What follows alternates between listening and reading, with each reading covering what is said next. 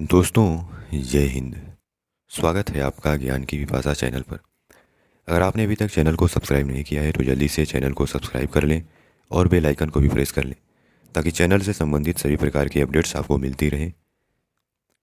दोस्तों, आज के इस वीडियो में हम नेशनल ग्रीन हाइड्रोजन मिशन यानी राष्ट्रीय हरित हाइड्रोजन मिशन की चर्चा करेंगे। तो आइए वीडियो को शुरू करते हैं। दोस्तों, अभी हाल ही में प्रधानमंत्री की अध्यक्षता में केंद्रीय कैबिनेट की बैठक में नेशनल ग्रीन हाइड्रोजन मिशन को मंजूरी दिया गया है। केंद्रीय कैबिनेट की इस बैठक में नेशनल ग्रीन हाइड्रोजन मिशन के लिए 19,744 करोड़ अलॉट करने का प्रस्ताव रखा गया है। कहा जा रहा है कि 20,000 करोड़ से भारत बनेगा ग्रीन हाइड्रोजन का हब। कैबिनेट ने नेशनल ग्रीन हाइड्रोजन मिशन को दिया मंजूरी। 6 लाख लोगों को मिलेगा रोजगार।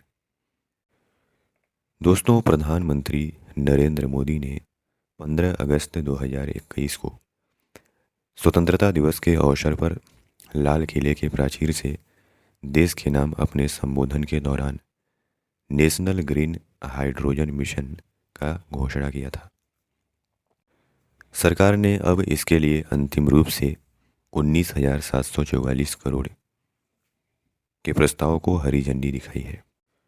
दोस्तों, दुनिया भर में इस समय प्रदूषण की, जलवायु परिवर्तन की, ग्लोबल वार्मिंग की चर्चाएं होने लगी हैं और दुनिया भर के देश ऊर्जा के लिए जीवाश्म ईंधनों पर अपनी निर्भरता को कम करने के लिए कदम उठाने लगे हैं।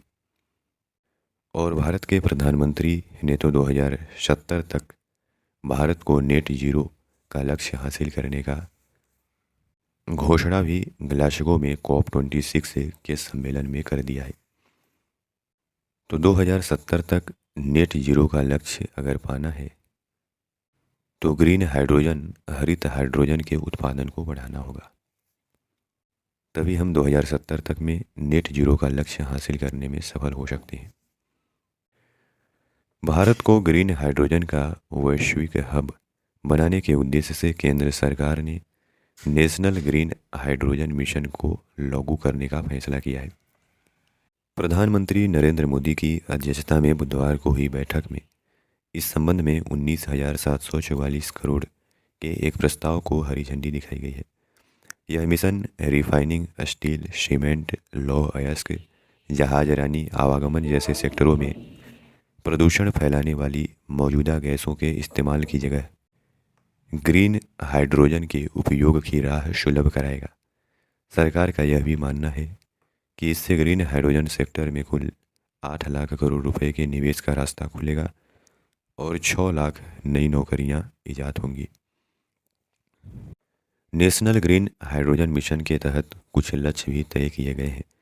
इसके बारे में जानकारी देते हुए केंद्रीय सूचना और प्रसारण मंत्री अनुराग ठाकुर ने कहा कि 2030 के लिए कुछ बेहद महत्वाकांक्षी लक्ष्य रखे गए हैं, जैसे कि घरेलू स्तर पर 50 लाख टन ग्रीन हाइड्रोजन का उत्पादन करना है।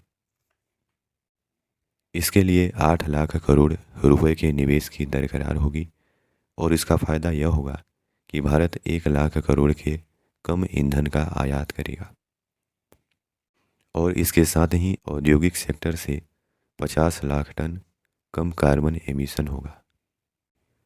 दोस्तों, अभी देश के कई उद्योगों में जिस हाइड्रोजन का इस्तेमाल किया जाता है उसे ग्रे हाइड्रोजन कहा जाता है।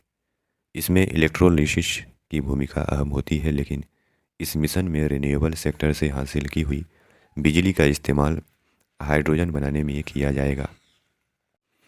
हम अलग अलग हाइड्रोजन्स का नाम सुनते हैं, grey hydrogen, black hydrogen, brown hydrogen, green hydrogen.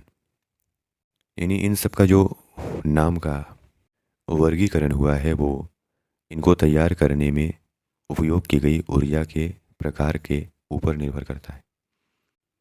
दोस्तों, एक प्रक्रिया है इलेक्ट्रोलिसिस, जिसे कहते हैं हिंदी में विद्युत अपघटन। अगर किसी तरल पदार्थ जैसे जल हो गया, तरल पदार्थ में से करंट को यानी बिजली को प्रवाह प्रवाह किया जाता है तो रासायनिक अभिक्रिया के कारण उस तरल पदार्थ के तत्व अलग अलग हो जाते हैं।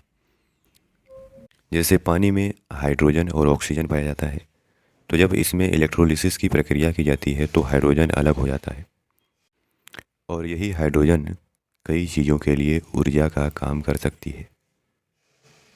और इलेक्ट्रोलिसिस की प्रक्रिया करते समय जब जिस ऊर्जा का उपयोग किया जाता है यानी बिजली, वो बिजली अगर रिन्यूएबल एनर्जी रिसोर्सेस से बनी हुई है तो उससे बनने वाले हाइड्रोजन को ग्रीन हाइड्रोजन कहेंगे। यानी इलेक्ट्रोलिसिस की प्रक्रिया में अगर रिन्यूएबल एनर्जी का इस्तेमाल किया जाता है तो इस प्रक्रिया के तहत बने हाइड्रोजन को ग्रीन हाइड्रोजन कहा जाएगा। और ग्रीन हाइड्रोजन एक तरह की स्वच्छ ऊर्जा है जो रिन्यूएबल एनर्जी जैसे सोलर पावर का इस्तेमाल करके पानी को हाइड्रोजन और ऑक्सीजन में बांटने से पैदा होती है। अगर इलेक्ट्रोलिसिस की प्रक्रिया में कोयले से बनी बिजली का इस्तेमाल किया जाता है तो उसे ब्लैक या ब्राउन हाइड्रोजन कहा जाता है। उसी प्रकार यदि प्राकृतिक गैस से बनी बिजली का इस्तेमाल किया जाता है तो उसे ब्लू हाइड्रोजन कहा जाता है, उसे ग्रे हाइड्रोजन कहा जाता है। यदि फॉसिल्स फ्यूल का इस्तेमाल करके इलेक्ट्रोलिसिस की प्रक्रिया कराई जाती है तो उसे ब्लू हाइड्रोजन कहा जाएगा। और अगर रिन्यूएबल एनर्जी रिसोर्सेज से बनाई गई बिजली का इस्तेमाल करके इलेक्ट्रोलिसिस की प्रक्रिया संपन्न कराई जाती है तो इस प्रक्रिया के तहत बने हाइड्रोजन को ग्रीन हाइड्रोजन कहा जाता है। और केवल ग्रीन हाइड्रोजन को ही पर्यावरण की दृष्टि से बेहतर माना जाता है। और इस हाइड्रोजन का इस्तेमाल कई जगह पर ऊर्जा के स्रोत के रूप में इस्तेमाल किया जा सकता है, जैसे कि इससे वाहन भी चलाए जा सकते हैं। और कई उद्योगों में ऊर्जा स्रोत के रूप में इसी हाइड्रोजन का इस्तेमाल किया जा सकता है। कई सेक्टर्स हैं जैसे स्टील, रिफाइनरीज, इलेक्ट्रिसिटी, फर्टिलाइज़र। इन क्षेत्रों में ऊर्जा के स्रोत के रूप में हाइड्रोजन का इस्तेमाल किया जा सकता है। और इसके फलस्वरूप भारत को जो ऊर्जा के लिए निर्भरता है दूसरे देशों पर, उसको कम करने में मदद मिलेगी और विदेशी मुद्रा भंडार बचाई जा सकती है। तो दोस्तों, आशा करते हैं कि आपको काफ़ी कुछ जानने को मिला होगा। धन्यवाद।